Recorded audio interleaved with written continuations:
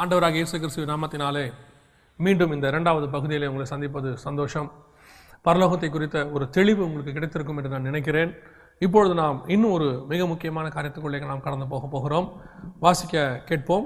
மத்தேயு எழுதின சுவிசேஷம் 25ஆம் அதிகாரம் 41வது வசனம். அப்பொழுது இடது பக்கத்தில் நிற்பவர்களை பார்த்து அவர், சபிக்கப்பட்டவர்களே, என்னை விட்டு பிசாசுக்காகவும் அவன் தூதர்களுக்காகவும் ஆயத்தம் பண்ணப்பட்டிருக்கிற நித்திய அக்கினியிலே போங்கள். இந்த வசனத்தை நாம் பார்க்கும் பொழுது நரகத்தை குறித்து அங்கே சொல்லப்பட்டிருக்கிறது.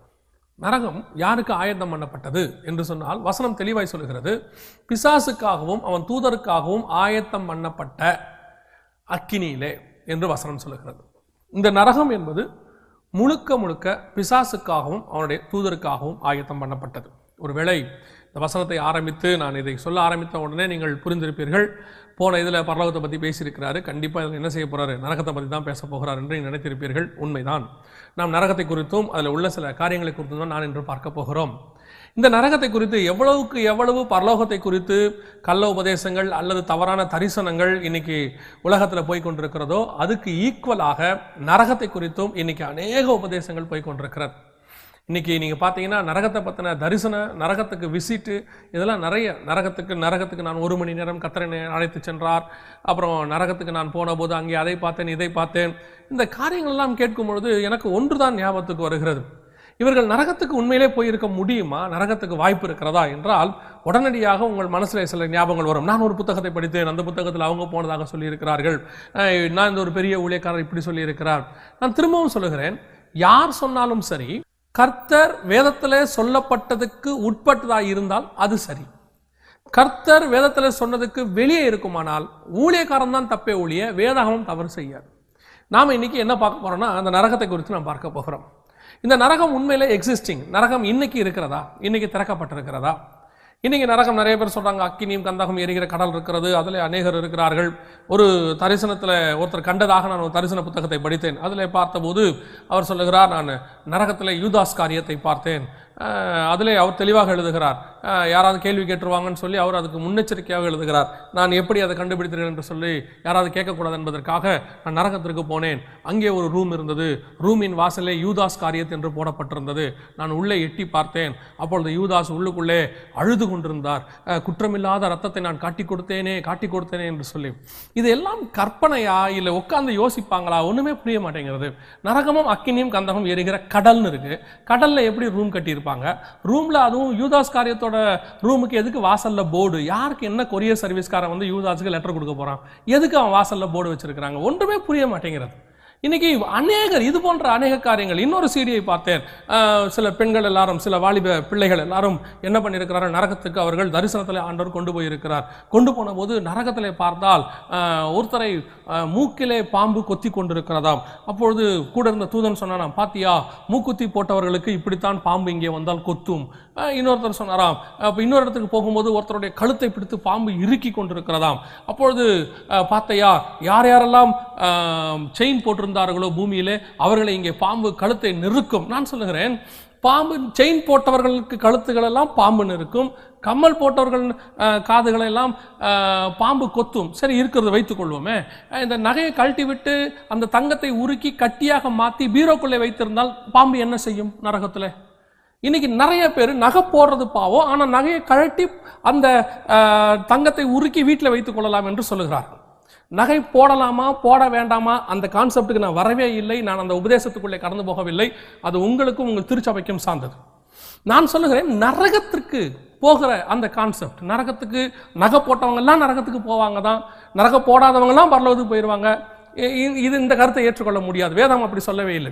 19ஆம் அதிகாரம் வெளிப்படுத்தின விசேஷமாகத்தில் இருக்கட்டும், 22ஆம் அதிகாரம் 15வது வசனம் இருக்கட்டும், நரகத்துக்கு போகிறவங்க லிஸ்ட்டில் நகை போட்டவங்க நாங்கள் இல்லவே இல்லை. எந்த இடத்துலையும் யார் யாரெல்லாம் அக்கினியும் கந்தகம் எரிகிற கடலில் தள்ளப்பட்டார்கள் இல்லை, நகை போட்டவர்கள் நாங்கள் இல்லை. ஆனபடினால நான் அந்த கான்செப்டுக்கு வரல. ஆனால் நான் சொல்லுகிறது, இந்த நரகம் இப்பொழுது எக்ஸிஸ்டிங்கா, நரகம் இப்பொழுது இருக்கிறதா, நரகத்துக்கு இப்பொழுது ஜனங்கள் போகிறார்களா என்பதைத்தான் நாம் வேதத்தின் அடையாளத்தோடு கூட வேத வசனத்தின் ஆதாரத்தோடு கூட நாம் பார்க்க போகிறோம். வேத வசனத்தில் 4 விதமான பதங்கள் கையாளப்பட்டிருக்கிறது. என்னுடைய கான்செப்ட், நரகம் எக்ஸிஸ்டிங்கா, நரகம் இப்பொழுது இருக்கிறதா, அதைத்தான் நாம் இன்னைக்கு வேத வசனத்தின் அடையாளத்தோடு கூட பார்த்துவிட்டு நாம் கடைசியாக ஜெபம் பண்ணி முடிக்க போகிறோம். வேதாகமத்திலே 4 காரியங்கள். ஒன்று அந்தகாரம், இரண்டாவது பாதாள குழி, மூன்றாவது பாதாளம், நான்காவது நரகம். 4 பதங்கள் வேதத்தில் யூஸ் பண்ணப்பட்டிருக்கிறது. ஒன்று அந்தகாரம், ஆங்கிலத்தில் நீங்கள் அதை டார்க்னஸ் என்று சொல்லலாம், கிரீக் பதத்தில் அதை தாட்ரூல்ஸ் என்று சொல்வார்கள். அதே மாதிரி இரண்டாவது பாதாள குழி, இதை பாட்டம்லெஸ் பிட் என்று ஆங்கிலத்திலே மொழிபெயர்க்கப்பட்டிருக்கிறது. இது கிரேக்க பதத்திலே, ஒரிஜினல் பதத்திலே, மூல பாஷையிலே அபிசஸ் என்று சொல்லப்பட்டிருக்கிறது. மூன்றாவது ஹேட்ஸ், அதாவது இது பாதாளம். நான் முன்பாக சொன்னது பாதாள குழி, இப்பொழுது பாதாளம், அதுக்கு ஹேட்ஸ் என்று கொடுக்கப்பட்டிருக்கிறது. நான்காவது கெஹென்னா, நரகம், ஹெல். இந்த 4 காரியங்கள் தான் கொடுக்கப்பட்டிருக்கிறது. 4 காரியங்களும் 4 இடங்களிலே மிக முக்கியமாக ஆண்டவர் யூஸ் பண்ணி இருக்கிறார். அதை பவுலும் தன்னுடைய நிருபங்களிலே யூஸ் பண்ணி இருக்கிறார், பேதுருவும் யூஸ் பண்ணி இருக்கிறார், யோவானும் யூஸ் பண்ணி இருக்கிறார் வெளிப்படுத்தின விசேஷத்தில். இதெல்லாம் மிக தெளிவாக கொடுக்கப்பட்டிருக்கிறது. அப்படியானால் இந்த 4 பதங்கள் எங்கே பயன்படுத்தப்பட்டிருக்கிறது? நான் உங்களுக்கு வரிசையாக சொல்லுகிறேன், அப்பொழுது உங்களுக்கு இந்த 4 பதங்களும் வெகு எளிதாக புரியும். முதலாவது டாட்ரூஸ், அந்தகாரம். இதை குறித்து 2 பேதுருவின் புஸ்தகம் 2ஆம் அதிகாரம் 4வது வசனம். பாவம் செய்த தூதர்களை தேவன் தப்ப விடாமல் அந்தகார சங்கிலிகளினாலே கட்டி நரகத்திலே தள்ளி நியாய தீர்ப்புக்கு வைக்கப்பட்டவர்களாக ஒப்புக் கொடுத்து. கவனியுங்கள், இந்த அந்தகார சங்கிலிலே கட்டப்பட்டிருக்கிற தூதர்கள் யார்? எசேக்கியேல் தீர்க்கதரிசன புஸ்தகம் 28ஆம் அதிகாரம் 12வது வசனத்திலிருந்து நாம் வாசிக்கும் பொழுது அங்கே லூசிஃபரை குறித்து சொல்லப்பட்டிருக்கிறது. லூசிஃபர் ஏசாயா 14ஆம் அதிகாரத்திலேயும் இதை குறித்து சொல்லப்பட்டிருக்கிறது. அப்படி ஆதி மேன்மையை காத்துக்கொள்ளாதபடிக்கு வானத்துக்கு ஏறுவேன், ஆராதனை கூட்டத்துக்கு தலைவனாவேன் என்று அவன் செய்தபோது, அவனிடத்தில் குற்றம் கண்டுபிடிக்கப்பட்ட போது கர்த்தர் அவனை என்ன செய்கிறாராம்? சபித்து கீழே தள்ளினார். தள்ளப்பட்ட அவன் மத்திய ஆகாயம் என்கிறதான இடத்திற்கு வருகிறான். அப்படி வரும்பொழுது வேதம் சொல்லுகிறது, அவன் தன்னோடு கூட ஒரு கூட்ட தூதர்களை, நட்சத்திரங்களை இழுத்து கொண்டு வந்தான் என்று வெளிப்படுத்தின விசேஷம் 12ஆம் அதிகாரம் 5, 6, 7 வசனங்களிலே நாம் வாசிக்கிறோம். அப்படி வந்த அந்த தூதர்களில் ஒரு பகுதியை மாத்திரம் கர்த்தர் என்ன செய்திருக்கிறார்களாம்? 2 பேதுருவின் புஸ்தகம் 2ஆம் அதிகாரம் 4வது வசனத்தில் சொல்லுகிறது, அவர் அந்தகாரத்திலே கட்டி வைத்திருக்கிறார். டார்க்னஸ், அந்தகாரத்திலே, டாட்ரூஸ் என்று சொல்லுகிற இடத்துல கட்டி வைத்திருக்கிறாராம். எதற்காக கட்டி வைத்திருக்கிறார்? இந்த தூதர்களிலேயே ஒரு கமெண்ட்ரி விதமாய் சொல்லுகிறது, ஒரு ஊழியக்காரர் விதமாக எழுதியிருக்கிறார், அந்த தூதர்கள், அந்த தள்ளப்பட்ட தூதர்கள் இருக்கிறதுலேயே மிகவும் மூர்க்கமானவர்கள், அவர்கள் பூமிக்கு வரக்கூடாது என்று சொல்லி தேவன் அவர்களை கட்டி வைத்திருக்கிறதாக. ஆனால் வேதம் சொல்லுகிறது அவரை நியாய தீர்ப்புக்கு என்று கட்டி வைத்திருக்கிறார். இவர்கள் இருக்கிற இந்த இடத்துக்கு பேர் தான் அந்தகாரம், அந்தகார சங்கிலி. இதுக்கு ஒத்த வசனம் இன்னொரு இடத்திலும் இருக்கிறது, வாசிக்க கேட்போம். யூதாவின் புஸ்தகம் 6வது வசனம். தங்களுடைய ஆதி மேன்மையை காத்துக்கொள்ளாமல் தங்களுக்குரிய வாசஸ்தலத்தை விட்டுவிட்ட தூதர்களையும் மகா நாளின் நியாய தீர்ப்புக்கென்று நித்திய சங்கிலிகளினாலே கட்டி அந்தகாரத்தில் அடைத்து வைத்திருக்கிறார். இப்பொழுது தேவன் அந்தகாரத்திலே அவர்களை அடைத்து வைத்திருக்கிறார் என்று வசனம் சொல்லுகிறது. கவனிங்கள், இப்பொழுது அந்த தூதர்கள் கட்டி வைக்கப்பட்டிருக்கிறார்கள். இந்த இடத்துக்கு பேர் டாட்ரூஸ், இந்த இடத்தும் அந்தகாரம். இந்த இடத்திற்கு வேற எந்த மனுஷனும் போக முடியாது, வேறு யாரும் போக முடியாது. இது கர்த்தர் அவர்களை வெளியே வளர்விடாமல் கட்டி வைத்திருக்கிறதான இடம். இது முதலாவது இடம், அந்தகாரம். இரண்டாவது அபிசஸ், அதாவது பாதாள குழி என்று வேதத்திலே வாசிக்கிறோம். பாட்டம்லெஸ் பிட் என்று சொல்லப்பட்டிருக்கிறது. இது வேதாகமத்திலே 3 இடத்திலே நாம் வாசிக்கிறோம். ஒன்று வெளிப்படுத்தின விசேஷம் 17ஆம் அதிகாரம் 8வது வசனத்திலே, நீ கண்ட மிருகம் முன்னே இருந்தது, அது இப்போது இல்லை, அது பாதாளத்திலிருந்து ஏறி வருகிறது என்று சொல்லப்பட்டிருக்கிறது. இந்த இடத்துல அதுக்கு யூஸ் பண்ணியிருக்கிற வார்த்தை கிரேக்க வார்த்தை தான் அபிசஸ். இந்த வார்த்தை பிசாசுக்காக உண்டாக்கப்பட்டதான இடம். ஆனால் இங்கிருந்து பிசாசுகள் ஏறவும் முடியும், இறங்கவும் முடியும், வர முடியும், போக முடியும். நாம் இதுக்கு முன்பதாக பார்த்த இடம் சங்கிலிகளிலே கட்டி வைத்திருக்கிறார், வெளியே வர முடியாது. இது 2வது இடம் அபிசஸ், பாதாள குழி. இங்கிருந்து பிசாசு ஏற முடியும், இறங்கி வர முடியும். அந்த பிசாசை குறித்து, அந்த இடத்துல அந்தி கிறிஸ்துவை குறித்து, அந்த ஆவியை குறித்து சொல்லப்பட்டிருக்கிறது, நீ கண்ட மிருகம் முன்னே இருந்தது, இப்போது இல்லை. இதே காரியத்தை நீங்கள் லூக்கா எழுதின சுவிசேஷம் 8ஆம் அதிகாரத்தில் வாசிக்கும் பொழுது வேதம் சொல்லுகிறது, தங்களை பாதாளத்திலே போக கட்டளை இடாதபடிக்கு அவைகள் அவரை வேண்டிக் கொண்டன. இந்த பாதாளத்துக்கு தான் அவைகள் வெளியே வந்து விட்டது, வெளியே வந்து உலாவிக் கொண்டிருக்கிறது. உலாவுகிற அவைகளை மீண்டும் ஆண்டவர் பாதாளத்துக்கு அனுப்ப வேண்டாம் என்று கேட்டுக்கொள்ளுகிறது. இந்த பாதாளத்துக்கு பிசாசுகள் போக வேண்டாம் என்று சொல்லி கேட்கிறது. அது போக முடியும், திரும்பி அங்கே இருக்க முடியும், குறிப்பிட்ட காலத்துக்கு பிறகு திருப்பி வெளியே வர முடியும். இது பிசாசுகள் போய் வரக்கூடியதான இடம். ஒரு குறிப்பிட்ட காலகட்டம் வரைக்கும் அது அங்கதான் இருக்கணும். கர்த்தர் அதை நியமித்து வைத்திருப்பார். உதாரணமாக அந்த அந்தி கிறிஸ்துவின் ஆவியை குறித்து நீங்கள் பார்க்கும் பொழுது கிமு 168 ஆன்டியாகஸ் போர் எபிஃபனஸ், தானியேல் புஸ்தகம் 21ஆம் வசனத்திலும் 31வது வசனத்திலும் இவனை குறித்து சொல்லப்பட்டிருக்கிறது. இந்த ஆன்டியாகஸ் போர் எபிஃபனஸ் ஆவிதான் அங்கே கட்டி வைக்கப்பட்டிருக்கிறது. இதை குறித்து நாம் முதலாவது வால்யூம்லேயே நாம் பார்த்திருக்கிறோம். இவனுடைய ஆவிதான் மீண்டும் வரப்போகிறது. எப்படி எலியாவினுடைய ஆவி மீண்டுமாக யோவான் ஸ்நானங்கள் மூலமாக கிரியை செய்ததோ அதே மாதிரி இந்த ஆன்டியோகஸ் எபிஃபனஸுடைய ஆவி மீண்டுமாக பூமியில வந்து கிரியை செய்ய போகிறது. அது குறிப்பிட்ட காலம் வரைக்கும் அங்க இருக்கும், கர்த்தர் சொல்லுகிற காலம் வரைக்கும் இருக்கும். இப்பொழுது அந்த பாதாளத்துக்கு அந்த பிசாசுகளை அனுப்பினால் அவைகள் குறிப்பிட்ட காலம் கர்த்தர் சொல்ற வரைக்கும் அங்கதான் இருக்கணும். எனவே அது அங்கே போகாதபடிக்கு அது என்ன செய்கிறது, நாங்கள் அங்கே போகாதபடிக்கு அவரிடத்துல வேண்டிக் கொண்டன. அதுதான் இரண்டாவது இடம். இதை குறித்து நாம் வெளிப்படுத்தின விசேஷம் 9ஆம் அதிகாரத்திலும் இதே வார்த்தை அபிசிஸ் என்கிறதான வார்த்தை உபயோகப்படுத்தப்பட்டிருக்கிறது. முதலாவது உள்ளதும் தூதர்களுக்குரியது, தள்ளப்பட்ட தூதர்களுக்குரியது, அவர்கள் வெளியே வர முடியாது. இரண்டாவது இருக்கிற இடம் அதே தள்ளப்பட்ட தூதர்களுக்குரியது தான், அவர்கள் இங்கிருந்து வெளியே வர முடியும், போக முடியும். மூன்றாவது ஒரு இடம் இருக்கிறது, இதுதான் மிக முக்கியமான இடம், நாம் கவனிக்க வேண்டியதான ஒரு இடம்.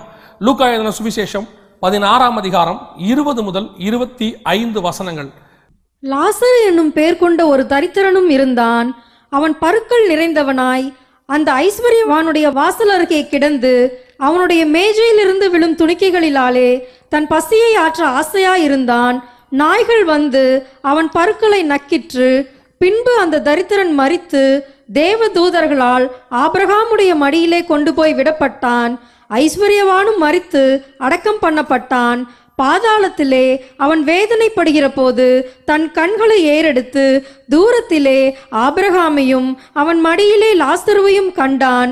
அப்பொழுது அவன், தகப்பனாகிய ஆபிரகாமே, நீர் எனக்கு இறங்கி லாசரு தன் விரலின் நுனியை தண்ணீரில் தோய்த்து என் நாவை குளிர பண்ணும்படி அவனை அனுப்ப வேண்டும், இந்த அக்கினி ஜுவாலையில் வேதனைப்படுகிறேனே என்று கூப்பிட்டான்.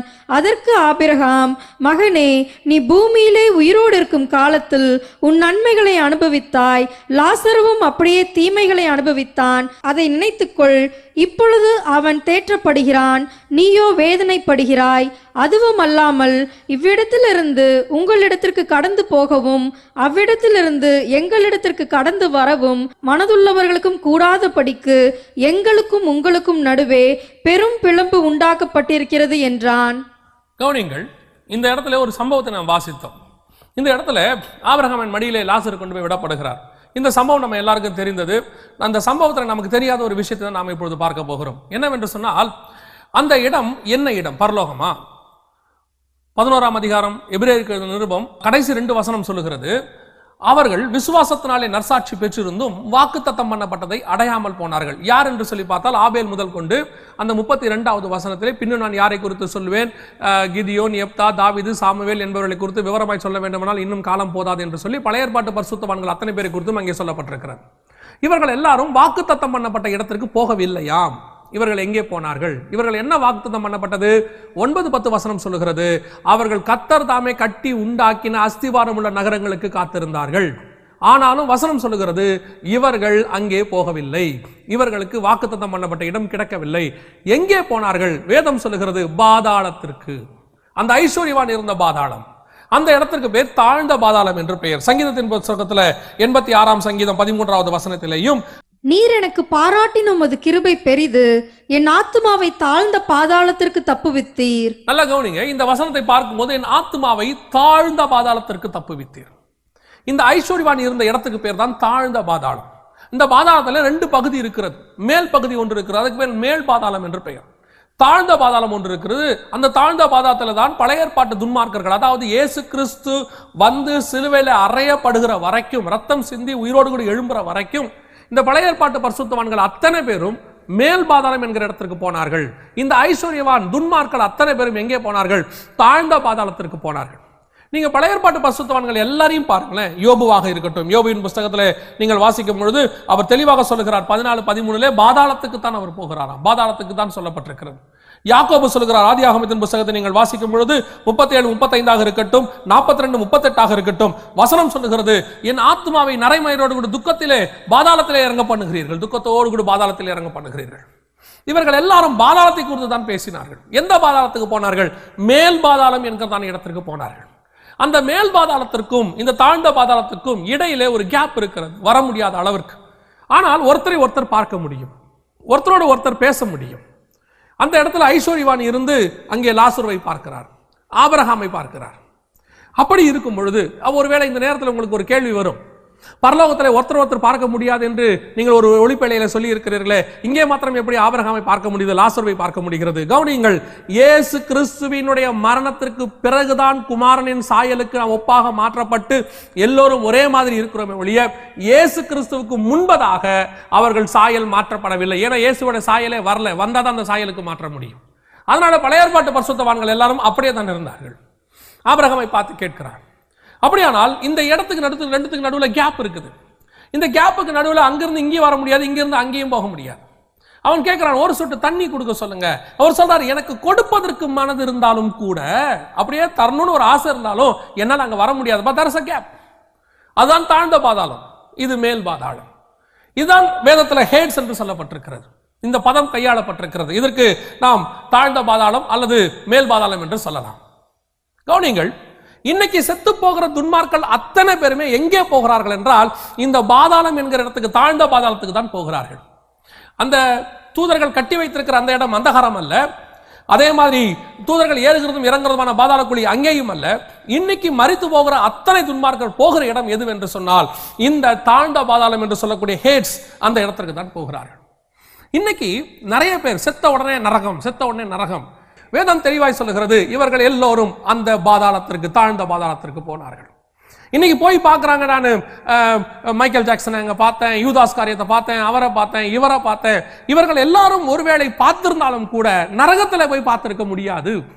சமீபத்தில் ஒரு நிறுவனத்தார் இவ்விதமாய் வெளியிட்டார்கள். அவர்கள் ரஷ்யாவிலே ஏதோ ஒரு ஃபேக்டரிக்காக மிகவும் ஆழமாக கிணறு தோண்டி கொண்டிருக்கும் போது, ஆழ்குழாய் அந்த ஜெட் போட்டு கொண்டிருக்கும் பொழுது, மிகவும் ஆழத்திற்கு போகும்போது ஒரு சத்தம் கேட்டதாம். சத்தத்தில் நரகத்தில் எல்லோரும் ஐயோ அம்மா என்று கத்துகிறதான சத்தம் கேட்டதாம். அந்த சத்தத்தை அவர்கள் ரெக்கார்ட் பண்ணினார்களாம். ரெக்கார்ட் பண்ணி அந்த சத்தத்தை கொண்டு வந்து அவர்கள் வெளியிட்டார்களாம். இது நடந்தது ஏறக்குறைய நான் சொல்லுகிறது ஒரு 15 ஆண்டுகளுக்கு முன்பு வெளியிட்டார்களாம். வெளியிட்டு அந்த சத்தத்தை கேட்கும் போது கேட்கவே முடியவில்லை, அவ்வளவு கொடுமையாக இருக்கிறது என்று சொல்லி, அப்பொழுது நான் சொல்லுகிறது ஒரு 15 ஆண்டுகளுக்கு 20 ஆண்டுகளுக்கு முன்பதாக, அப்பொழுது எல்லா சபைகளிலும் இது போட்டு காட்டப்பட்டது. அன்னைக்கு மீடியா வளர்ச்சி இல்லாத ஒரு காலம், அறிவியல் வளர்ச்சி இல்லாத அந்த அளவுக்கு இன்னைக்கு இருக்கிறது போல அறிவியல் வளர்ச்சி, நமக்கு இன்னைக்கு இருக்கிற இன்டர்நெட் ஃபெசிலிட்டிஸ், உடனுக்குடன் ஆராய்ந்து பார்க்கக்கூடியதான எந்த விதமான நமக்கு வசதி வாய்ப்புகளும் இல்லாத காலம். அன்னைக்கு அது நம்பப்பட்டது, அநேக திருச்சபைகளில் போடப்பட்டது, இன்னைக்கும் அது கையாளப்படுகிறது. அநேகர் அதை வைத்து ஊழியமே பண்ணி கொண்டிருக்கிறார்கள். கவனிங்கள், நரகம் இப்பொழுது இருக்கிறதா? அப்படியானால் ஜனங்கள் நரகத்திற்கு போய்விட்டார்களா? நரகத்திற்கு எப்போது போவார்கள்? வசனம் தெளிவாய் சொல்லுகிறது. வெளிப்படுத்தின விசேஷம் 20ஆம் அதிகாரம் 10வது வசனத்திலும் 14வது வசனத்தையும் நாம் வாசிக்க கேட்போம். மேலும் அவர்களை மோசம் போக்கின பிசாசானவன் மிருகமும் கள்ள தீர்க்கதரிசியும் இருக்கிற இடமாகிய அக்கினியும் கந்தகமுமான கடலிலே தள்ளப்பட்டான். அவர்கள் இரவும் பகலும் சதா காலங்களிலும் வாதிக்கப்படுவார்கள். அப்பொழுது மரணமும் பாதாளமும் அக்கினி கடலிலே தள்ளப்பட்டன. இது 2ஆம் மரணம். நல்ல கவனிங்க, இங்கேதான் நரகத்திற்கு முதலாக வெளிப்படுத்தல் 19:20 முதலாக அந்தி கிறிஸ்துவும் கள்ள தீர்க்கதரிசியும் உள்ளே பிரவேசிக்கிறார்கள். நரகத்துக்கு அப்படியே உள்ளே இறங்குகிறார்கள். அதுக்கு முன்னாடி வரைக்கும் நரகத்துக்கு யாரும் போனதாக வசனம் சொல்லவே இல்லை. நியாய தீர்ப்புக்கு பிறகு 20ஆம் அதிகாரம் 10வது வசனம் 14வது வசனத்துக்கு பிறகுதான், வெள்ளை சிங்காசன நியாய தீர்ப்புக்கு பிறகுதான் சாத்தானே நரகத்துக்கு போகிறான். அதற்கு பிறகுதான் அவனுக்கு ஒவ்வொருத்தருக்கும் ஞாபக புஸ்தகம், ஜீவ புஸ்தகம் எல்லாம் திறக்கப்படுகிறது. அநேக புஸ்தகங்கள் திறக்கப்படுகிறது. அதற்கு பிறகு அவர்கள் கிரியைக்கத்தக்கதாக அவர்கள் நியாய தீர்ப்பு அடைகிறார்கள். நியாய தீர்ப்பு அடையப்பட்ட பிறகு அந்த அக்கினியும் கந்தகம் எரிகிற கடலில் தள்ளப்படுகிறார்கள். அதுவரைக்கும் அத்தனை துன்மார்க்கர்களும் பாதாளம் என்கிற இடத்திலே தான் பாதுகாக்கப்பட்டார்கள். நீங்க டோட்டல் பைபிள் எடுத்து பாருங்க, எல்லா இடத்திலேயும் பாதாளத்துக்கு தான் போனார்கள், பாதாளத்தில் தான் வைக்கப்பட்டார்கள் என்று சொல்லப்படுகிறதை ஒழிய எந்த இடத்திலும் அவர்கள் நரகத்துக்கு போனார்கள் என்று சொல்லப்படவில்லை. இயேசு சொல்லுவார், நீ 2 கை உடையவனாய் நீ நரகத்தில் பிரவேசிப்பதை பார்க்கிலும் 1 கை உடையவனாய் பரலோகத்துக்குள்ளே பிரவேசிப்பது நலம் என்று சொல்வார். அதாவது நியாய தீர்ப்பின் நாளிலே நீ நரகத்துக்கு போவதுன்னு தான் சொல்வாரே ஒழிய அவர் அந்த இடத்திலே மரித்தவுடன் அவர் நரகத்துக்கு போவதாக சொல்லப்படவில்லை. இன்னைக்கும் மரிக்கிற யாரும் நரகத்துக்கு போகவில்லை. இந்த நரகம் என்கிற பதத்திற்கு கிரேக்க பதம் வேதாகமத்தில் என்ன யூஸ் பண்ணப்பட்டிருக்குன்னா, கெஹனா அப்படிங்கிற வார்த்தை யூஸ் பண்ணப்பட்டிருக்கிறது. இதுதான் நரகம், இதுதான் அந்த அக்கினி கந்தக கடல், இதுதான் அங்கே சொல்லப்பட்டிருக்கு. இது எப்போ போது? வெள்ளை சிங்காசனத்திற்கு பிறகு. அதற்கு பிறகுதான் அவர்கள் அங்கே போகிறார்கள். அது வரைக்கும் அத்தனை பேரும் பாதாளத்தில் தான் அடைக்கப்படுகிறார். இந்த பாதாளம் என்பது என்ன? இது ஒரு நரகத்துக்கு நியாய தீர்ப்பு கொடுக்கிற வரைக்கும் கர்த்தர் டெம்பரவரியாக வைத்திருக்கிறதான ஒரு இடம். சங்கீதத்தின் புஸ்தகமாக இருக்கட்டும், எபேசியர் 4:7-8 இருக்கட்டும், இன்னும் உங்களுக்கு தெளிவாக சொல்லுகிறேன், கவனிங்கள். இந்த மேல் பாதாளம் தாழ்ந்த பாதாளம் என்று சொன்னோம் அல்லவா, இயேசு கிறிஸ்து வருகிற வரைக்கும் இந்த பழைய ஏற்பாட்டு பரிசுத்தவான்கள் மேல் பாதாளத்தில் இருந்தார்கள். இயேசு கிறிஸ்துவினுடைய மரணத்துக்கு பிறகு வசனம் சொல்லுகிறது, அவர் சிறைப்பட்டவர்களை சிறையாக்கி கொண்டு போனார், உன்னதத்திற்கு ஏறி போனார். எபேசியர்கள் நிருபம் 4:7-8 வசனத்திலையும், சங்கீதங்களின் புஸ்தகம் 68:18 வசனத்திலையும் இதை குறித்து சொல்லப்பட்டிருக்கிறது. அப்படி இயேசு அன்னைக்கு மரிக்கிற அன்னைக்கு, அதனால்தான் அந்த கல்லன் கேட்கிறான், ஆண்டவரே உம்முடைய ராஜ்யத்தில் வரும்போது என்னை நினைவு கூறும். அப்ப இயேசு சொல்றாரு, இன்று நீ என்னோடு கூட பரதீசையில் இருப்பாய். அந்த இடத்துக்கு பேர் பாரடைஸ். எந்த பாரடைஸ்? இதுதான். நல்லா கவனிச்சு கொள்ளுங்க. இயேசு கிறிஸ்துவின் மரணத்திற்கு பிறகு அந்த மேல் பாதாளத்துக்கு இருக்கிற இடம் பேர் தான் பாரடைஸ். அங்கே இருந்தவர்களை எடுத்துக்கொண்டு பாரடைஸ் என்கிற இடத்திற்கு கர்த்தர் போய்விட்டார். என் பிதாவுக்கு அநேக வாசஸ்தலங்கள் உண்டு என்று இயேசு சொன்னார். அந்த அநேக வாசஸ்தலங்களிலே பரலோகம் உண்டு. பரலோகத்திலும் நல்லா கவனிச்சு கொள்ளுங்க. ஆதியாகமத்தின் புஸ்தகம் 1 வசனத்தை வாசிக்கும் போது, பரலோகங்களே, வானங்களே, ஆதியிலே கர்த்தர் வானத்தையும் அல்ல வானங்களையும், ஆங்கில வேதாகமத்தில் ஹெவன்ஸ் என்று தான் இருக்கிறது, வானங்களையும் உண்டாக்கினார், பரலோகங்களே அவரை துதியுங்கள். பிதாவுக்கு அநேக வாசஸ்தலங்கள் உண்டு. பரலோகம் என்றால் வேறு லோகம், பரதேசி என்றால் வேறு ஊர்க்காரன், பரலோகம் என்றால் வேறு லோகம். அதாவது பிதா இருக்கிற ஒரு பரலோகம் இருக்கிறது, பரதேசி இருக்கிறது, வானத்துல மத்திய வானத்துல இந்த தள்ளப்பட்ட தூதர்கள் இருக்கிற இடம் இருக்கிறது, எத்தனையோ வானங்கள் இருக்கிறது. யூதருடைய நம்பிக்கையின்படி 7 வானங்கள். அதைத்தான் பவுல் சொல்லுகிறார், நான் 3வது வானம் வரைக்கும் எடுத்துக்கொள்ளப்பட்டேன் என்று சொல்லுகிறார். இப்படி அந்த இடத்துல ஒரு இடம் தான் பாரடைஸ். அந்த மேல் பாதாளத்தில் இருந்தவர்களை எடுத்துக்கொண்டுதான் அங்கே போனார். அந்த தாழ்ந்த பாதாளத்தில் இருக்கிறார்களே, அந்த இடத்திலிருந்தும் பூமிக்கும் வந்து போக முடியாது. அந்த ஐஸ்வர்யவான் கதறுவதை கேளுங்கள். அவன் என்ன சொல்லுகிறான்?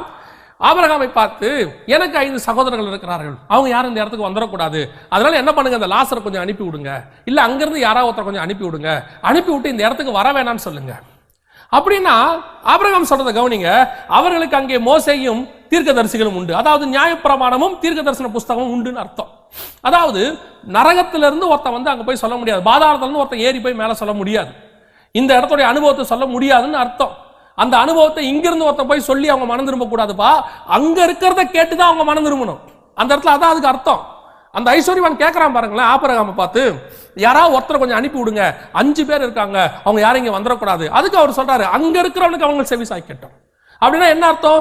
இங்க இருந்து போய் நாங்க சொல்ல மாட்டோம், இதை கேட்டு அவன் மனம் திரும்ப கூடாது, அங்க இருக்கிறதுக்கு மனம் திரும்பணும். ஆனா இன்னைக்கு என்ன நடக்குது? ஊழியம் நரகத்துக்கு போயிட்டு வந்து அங்க பார்த்ததை வந்து சொல்றாங்க. அப்பதான் ஜனங்க நம்புவாங்களாம்.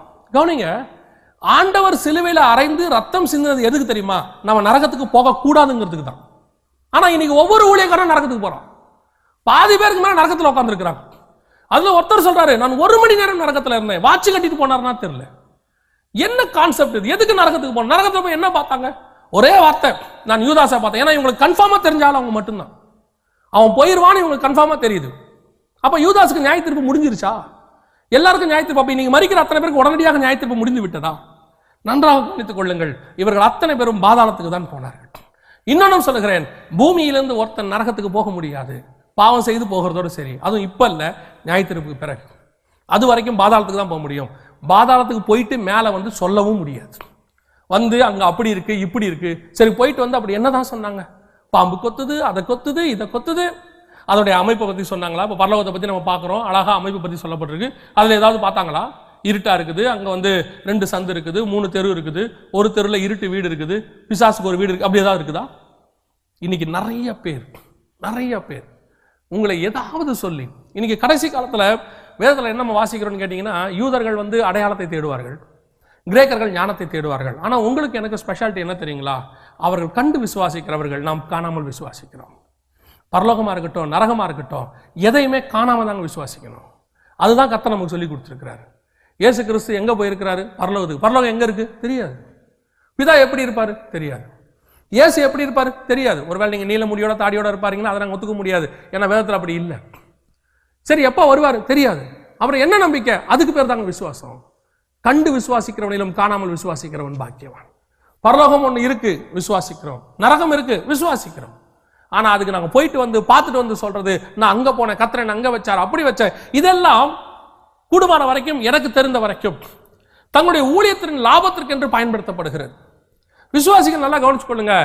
எப்படி இருந்தாலும் நீங்க நரகத்துக்கு போகக்கூடாது. அதுக்கு தான் இயேசு வந்தார். அந்த நரகமும் இப்ப இல்ல, எக்ஸிஸ்டிங் இல்ல. இப்ப நரகத்துக்குலாம் போக முடியாது. இப்பெல்லாம் போய் நரகத்தை பார்க்க முடியாது. அது அக்கினியும் கந்தகமும் எரிகிற கடல். அது கடல் அப்படின்னா என்ன அர்த்தம்? இவங்க உள்ள நடந்துலாம் போக முடியாது. நான் நரகத்துக்குள்ள நடந்து போனேன் போய், அது அக்கினி எரிகிற கடல்.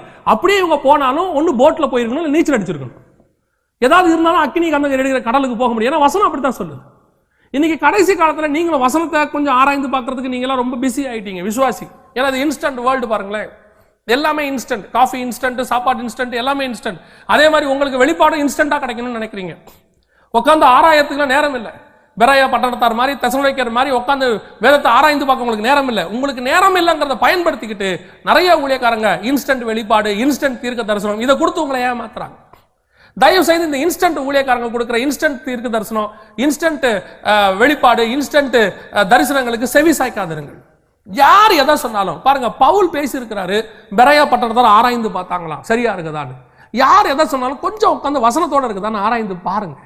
வசனத்துல பைபிள் இப்படி கொடுத்துருக்குதா? நீங்க என்னையும் நம்ப வேண்டாம், யாரையும் நம்ப வேண்டாம், ஒருத்தரை நம்ப வேண்டாம், பைபிளை நம்புங்க. இது 100% ட்ரூ, இது 100% ஃபேக்ட். இங்கே அப்படிதான் கொடுக்கப்பட்டிருக்கிறது. அந்த மேல் பாதாளத்தில் இருந்தவர்கள் தான் பாரடைஸுக்கு போயிருக்கிறார்கள். அப்ப அந்த தாழ்ந்த பாதாளத்தில் இருக்கிறவங்க இன்னும் அங்கதான் இருக்கிறாங்க. அதுதான் அவங்க நியாய தீர்ப்புக்கான இடம். எது வரைக்கும் வெள்ளை சிங்காசனம் வர்ற வரைக்கும் அவங்க அங்கதான் இருப்பாங்க. இன்னும் ஒரு வசனத்தை வாசிங்க. 1 பேதுருவின் புஸ்தகம் 3ஆம் அதிகாரம் 19வது வசனத்தை வாசிங்க. அந்த ஆவியிலே அவர் போய் காவலில் உள்ள ஆவிகளுக்கு பிரசங்கித்தார். அந்த ஆவிகள் பூர்வத்தில் நோவா பேழையை ஆயத்தம் பண்ணும் நாட்களிலே தேவன் நீடிய பொறுமையோட காத்திருந்த போது கீழ்ப்படியாமற் போனவைகள். கொஞ்சம் யோசிச்சு பாருங்க. நோவாவோட ஜலப்பிரளயம் வந்தது எப்போ? நோவாவுக்கு 600 வயசு ஆகும் போது. இயேசு கிறிஸ்து வந்தது எப்போ? அதுக்கப்புறம் 1500 வருஷம் கழிச்சு. அந்த 1500 வருஷமும் இந்த ஆவிகள் எங்க இருக்குதா? பாதாளத்துல அங்க இருக்குதான். கீழ்ப்படியாமல் போன ஆவிகள் தாழ்ந்த பாதாளத்துல இருக்குது. ஏன் நரகத்துக்கு போல? அந்த 1500 வருஷத்துலயே அவங்களுக்கு நரகத்துக்கு அமைச்சிருக்கலாம் தானே? அது கீழ்ப்படியாமல் போன ஆவிகள் தானே. இப்ப மறிக்கிறவனா உடனே நரகத்துக்கு போறான்னு சொன்னா அப்ப அவங்களும் நரகத்துக்கு தானே போயிருக்கணும். அப்ப அந்த துன்மார்க்கன் ஏன் பாதாளத்துல இருந்தான் இருக்கு? அவனும் நேரா நரகத்துக்கு போயிட வேண்டியதானே? நான் கேட்கறது உங்களுக்கு புரியும்னு நினைக்கிறேன். மரித்தவர்கள் அத்தனை பேரும் நேரம் எங்க தான் போயிருக்கிறாங்க? பாதாளத்துக்கு போயிருக்கிறாங்க. யாரும் நேரம் நரகத்துக்கு போல.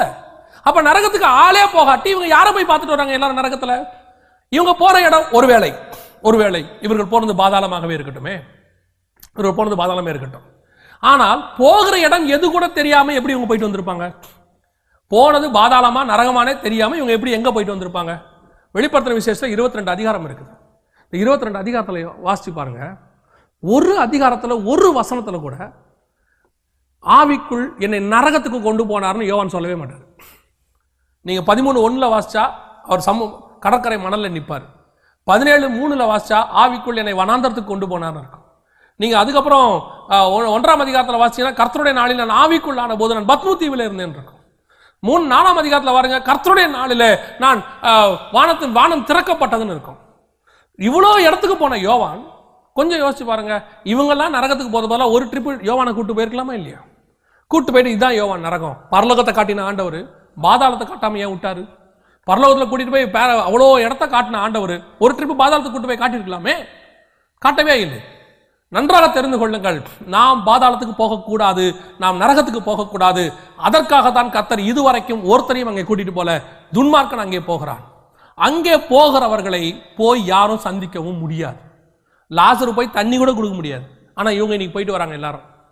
2வது போயிட்டு வந்து இங்க சொல்ல முடியாது, அது அப்படி இருக்கு இப்படி இருக்கு. ஆபிரகாம் தெளிவா சொல்றாரு, இங்கிருந்து போய் ஒருத்தன் வெளியே சொல்ல வேண்டியதில்லை, அங்க இருக்கிறதுக்கு அவர்கள் செவி சாய்க்க வேண்டும். பிரியமானவர்களே, இந்த மாதிரி நூதனமான உபதேசங்களுக்கு தயவு செய்து செவி சாய்க்காதிருங்கள். நரகம் நாட் எட் எக்ஸிஸ்ட். அப்ப அந்த ரஷ்யால தோண்டினாங்களே சவுண்ட் வந்துச்சு, அது என்னது? நான் உங்களுக்கு சொல்லுகிறேன், அது பாதாளமாய் கூட இருக்கலாம். மேபி பாதாளமாய் கூட இருக்கலாம், அந்த சத்தமா கூட இருக்கலாம், எனக்கு தெரியாது. ஆனா என்னுடைய நம்பிக்கை, இது என்னுடைய தனிப்பட்ட நம்பிக்கை என்ன தெரியுமா? ஒருவேளை அப்படி ஒரு இடம் இருக்குமானால் இந்நேரம் ரஷ்யாக்காரங்க அதை ஒரு பெரிய டூரிஸ்ட் ஸ்பாட்டா மாத்தி ஒரு நாளைக்கு கோடி கணக்கில் சம்பாதிச்சிருப்பாங்க. ஏன் தெரியுமா? நமக்கு பரலோகத்தை போகிறத விட நரகத்தை பார்க்கறதுக்கு ரொம்ப இஷ்டம் ஜாஸ்தி. ஏன்னா நம்ம ஆட்கள் அங்கே போய் நம்ம சொந்தக்காரங்க இருக்கிறானா இல்லையான்னு பார்த்துட்டு வந்துடும் ஒரு ட்ரிப். கண்டிப்பா இந்நேரம் அது ஒரு பெரிய டூரிஸ்ட் ஸ்பாட்டாக மாறி இருக்கும். இப்போ அந்த இடம் எங்கே இருக்கிறது? ஏன் அந்த இடத்துக்கு யாரும் போகல? ஏன் இப்போ யாரையும் அலோவ் பண்ண மாட்டேங்கிறாங்களா? நான் கேட்கறது உங்களுக்கு புரியும்னு நினைக்கிறேன். நரகத்தை பற்றி ஒருவேளை இருந்தாலும், பாதாளத்துக்கு போயிட்டு வந்த சவுண்ட் இருந்தாலும் அது உங்களுக்கு பிரயோஜனம் இல்லை. அதனால உங்களுக்கு என்ன பிரயோஜனம்? நான் சொல்லுகிறேன், ஒருவேளை அதை சபைகளில் போட்டு கட்டி ஜனங்களுக்குள்ளே ஒரு பயம் வந்து, ஐயோ நரகம் இப்படி இருக்கு, பயந்து நீங்கள் இயேசு கிறிஸ்துவை ஏற்றுக்கொள்ள வேண்டும் என்று ஒருபோதும் இயேசு விரும்பினது இல்லை. நம்ம பயந்து இயேசுவை ஏற்றுக்கொள்ளக்கூடாதுங்க, நேசிச்சு ஆண்டவர் ஏற்றுக்கிறோம். இன்னைக்கு பாதிய சபைகளில் பயமுறுத்தி தான் ஜனங்களை என்ன செய்யறாங்க, ஏற்றுக்கொள்ள வைக்கிறாங்க. பயந்து ஆண்டவர் ஏற்றுக்கொள்ளல, நாம என்ன செய்யணும் தெரியுமா? நேசித்து ஆண்டவரை ஏற்றுக்கொள்ள வேண்டும். ஆனபடினாலே வேதாகமத்தை பொறுத்த வரைக்கும் இந்த 4 இடங்கள் தான் கொடுக்கப்பட்டிருக்கு. ஒன்று அந்தகாரம், டார்டரஸ். 2வது பாதாள குழி, அபிசிஸ். 3வது ஹேட்ஸ், அதுதான் மேல் பாதாளம், அதாவது தாழ்ந்த பாதாளம். 4வது கெஹனா, ஹெல். இந்த 4 தான் கொடுக்கப்பட்டிருக்கு. இதுல முதல் இடத்துல டார்டரஸ்ல, அந்தகாரத்துல அந்த ஆவிகள் எல்லாம் கட்டப்பட்டு வைக்கப்பட்டிருக்கிறது. பிசாசினுடைய தூதர்கள் கட்டப்பட்டு வைக்கப்பட்டிருக்கிறார்கள். 2வது அபிசேஸ்ல பிசாசுகள் ஏறுகிறதும் இறங்குறதுமான ஒரு இடம். 3வது ஹேட்ஸ், இது வேதம் பயன்படுத்துகிறது. இங்கே தான் துன்மார்க்கர்கள், செத்து போன மரித்து போன துன்மார்க்கர்கள் அங்கே தான் இருக்கிறார்கள். 4வது Gehenna, hell, not yet open, not yet exist. இப்போ இன்னும் ஓபன் ஆகல. நியாய தீர்ப்புக்கு பிறகு, வெள்ளை சிங்காசனத்துக்கு பிறகுதான் வசனம் சொல்லுகிறது. அதுல முதல்ல பிரவேசிக்கிற ஆள் யாருன்னா 19-20 வெளிப்பட்ட விசேஷன்படி அந்தி கிறிஸ்துவும் கள்ளதீர்க்கதரிசியும். அடுத்து யாரு போறாங்கன்னு சொன்னா பிசாசு, சாத்தான். அதுக்கு பிறகு யாரு போறாங்கன்னா நியாய தீர்ப்புல யாரெல்லாம் நியாயம் தீர்க்கப்பட்டு நரகத்துக்குன்னு அங்க ஆக்கினி தீர்ப்பு கொடுக்கப்படுகிறது, நியாய தீர்ப்பு கொடுக்கப்படுகிறதோ அவர்கள் போகிறார்கள். ஆகவே தயவு செய்து விசுவாசிகள் கொஞ்சம் உங்களுடைய ஆவிக்குரிய கண்களை வேத வசனத்துக்கு நேராக திருப்புங்கள். இது கடைசி காலம்.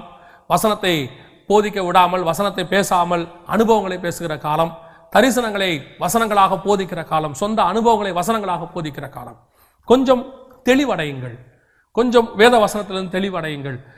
நீங்க இப்படி சொல்றீங்க, ஆனா எங்க ஊழியக்கார் அப்படி சொன்னாரு. திருப்பியும் சொல்லுகிறேன், ஊழியக்கார் சொன்னது முக்கியம் அல்ல, வேதம் என்ன சொல்லுகிறது அதான் முக்கியம். வேதம் சொல்லுகிறபடி உங்கள் ஊழியர் சொன்னது ஒத்து போகிறது என்றால் உங்கள் ஊழியர் சொன்னது சரி. வேதாகம வசனத்துக்கு அது அகைன்ஸ்டாக இருக்கிறது என்றால் உங்கள் ஊழியர் சொன்னது தப்பு. அவ்வளவுதான். நாம் ஜெபிக்க போகிறோம். இந்த ஒளி பேழை, அதாவது பரலோகத்தை குறித்தும் நரகத்தை குறித்தும் உங்களுக்கு சொல்லப்பட்டிருக்கிறது. இது ஒரு உங்களுக்கு ஒரு தெளிவு பெறுவதற்காகவே. திருப்பியும் சொல்லுறேன், யாரையும் குற்றப்படுத்துவதற்காக அல்ல, ஒரு தெளிவு பெறுவதற்காகவே. உங்களுக்கும் எனக்கும் கர்த்தர் பரலோகத்தை நியமித்திருக்கிறார். நீங்கள் நானும் அங்கே போக போகிறோம். அவருடைய வருகையிலே மறுரூம் அங்கே போக போகிறோம். அதற்கு நாம் ஆயத்தமாவோம். நாம் கண்களை மூடுவோம். தேவ சமூகத்திலே நாம் ஜெபிக்க போகிறோம். எங்கள் சர்வ வல்லமையுள்ள தகப்பனே, இந்த அருமையான நேரத்திற்காக, கொடுக்கப்பட்ட சந்தர்ப்பத்திற்காக உமக்கு ஸ்தோத்திரம். இந்த ஒளிப்பேழைகள் எங்கெங்கெல்லாம் போகிறதோ, யார் யாரெல்லாம் கேட்கிறார்களோ, இப்பொழுது யார் யாரெல்லாம் கேட்டுக்கொண்டிருக்கிறார்களோ, இங்கே இருக்கிற அத்தனை பேருக்காக நான் ஜெபிக்கிறேன் தகப்பனே. எங்களுக்குள்ளே ஒரு தெளிவு வரட்டும். உங்களுடைய வேத வசனத்தை குறித்த ஒரு தெளிவு வரட்டும். உங்க வசனம் தான் எங்களை நடத்தும் ஆண்டவரே. உங்க வசனம் தான் எங்க பாதைக்கு தீபமாக இருக்கிறதான்ப்பா.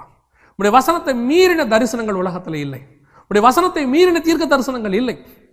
எங்கள் ஆண்டவராக இயேசு கிறிஸ்துவே வசனத்தின்படி தான் வந்தீர் என்று இருக்கிறது. ஆகவே நாங்களும் உடைய வசனத்தை விசுவாசித்து அதன்படி நடக்க, அப்படி வருகிறவர்களை ஏற்றுக்கொள்ள கர்த்தர் எங்களுக்கு கிருபை தாரும், ஆசீர்வதியும், வழி நடத்தும். எங்கள் ஆண்டவர் இயேசுவின் நாமத்தில் ஒப்பு கொடுத்து ஜெபிக்கிறோம் எங்கள் ஜீவனுள்ள நல்ல பிதாவே. ஆமென்.